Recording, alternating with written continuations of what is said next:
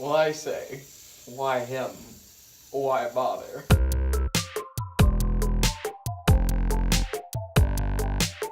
Alright, here is an excerpt from Bryan Cranston's memoir, A Life in Parts.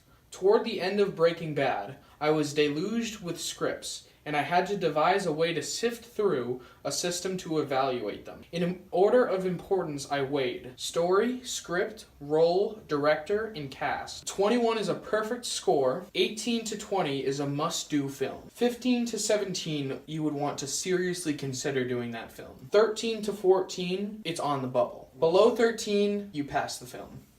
Why him? Scored a 14. This was, by Bryan Cranston standards, the worst movie he has ever done. What would you rate it out of Bryan Cranston's scale? Why him? I would rate it a 14 out of 21. You'd give it a 14? That's a passing grade. This film tries so hard to be a quasi-commentary on, like, technology and the new millennia and the difference between the generations and how they live with and deal with technology and all that. And James Franco has, like, a creepy mustache for no good reason. You see James Franco's pubes immediately. Later, that sets the tone for the whole movie. Yeah, and then later you see James Franco's butt crack. And this is all before the opening title sequence. What do you think Bryan Cranston gave that on a scale, that scene? The butt crack or the pubes? Both. Both? I would say he gave the butt crack scene, I think maybe a C or a 4 in story. So he liked the butt crack scene? I think he liked the butt crack scene. So the daughter has a secret boyfriend that the parents don't know about, and so they go and visit him for the holidays, and he's this huge millionaire with a tech company, and so he has this big extravagant house with all this weird stuff in it. Like, most notably, he points out a real authentic dead moose suspended in a tank full of its own urine. A tank full of piss.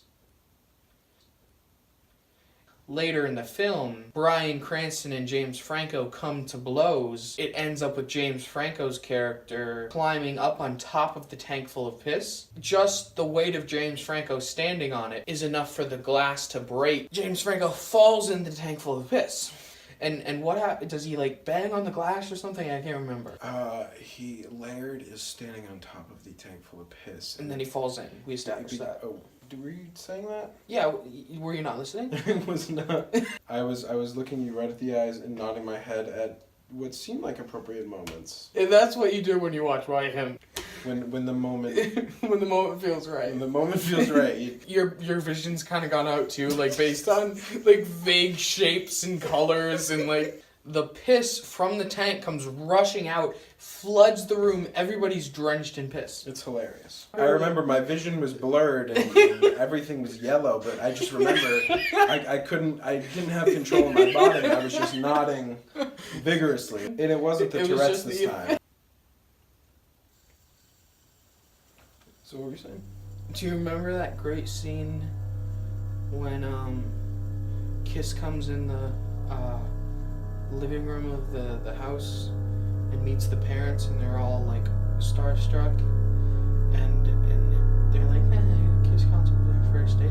They're like, nice, you get laid. Damn it. See, I enjoyed this movie.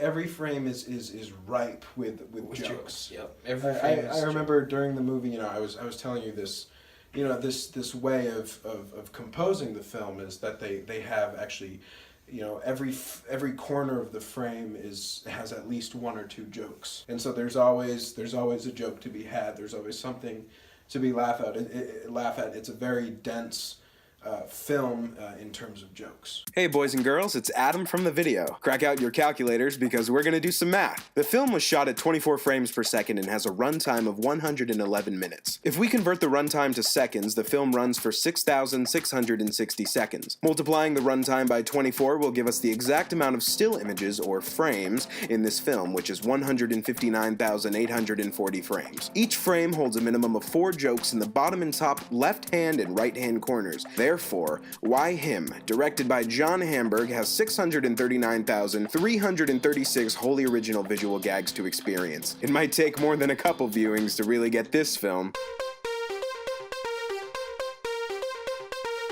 To put the four corners theory to the test, let's take a frame of the film and chop it up into four quadrants. Let's call the top left corner Q1, the bottom left corner Q2, the bottom right corner Q3, and so on. Let's take a look at Q1.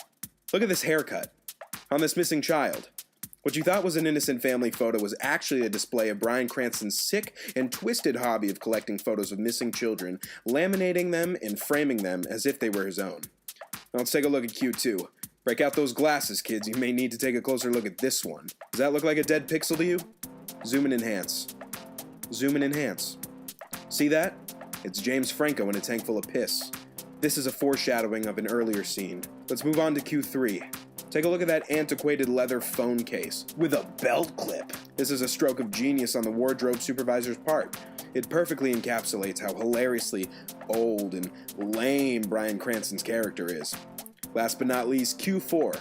You'll be shocked to hear that Q4 has not one, but two jokes to make this a dense frame of visual gags. See that sweater? Those are caribous. That's funny. Now pan to the right a bit. Not only does Bryan Cranston like to collect photos of missing children, but also court sketches of puppies. Cranston managed to sneak both into this frame. This frame alone is riddled with jokes. That's filmmaking.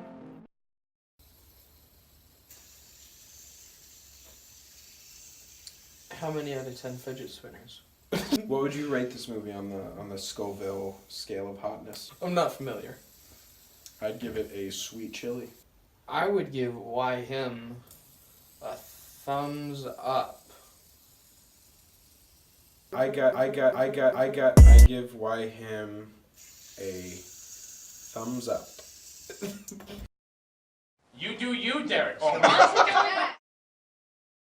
Did you like how many toilet scenes there were?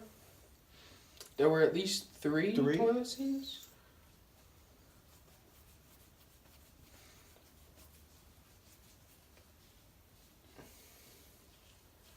There was one sex scene.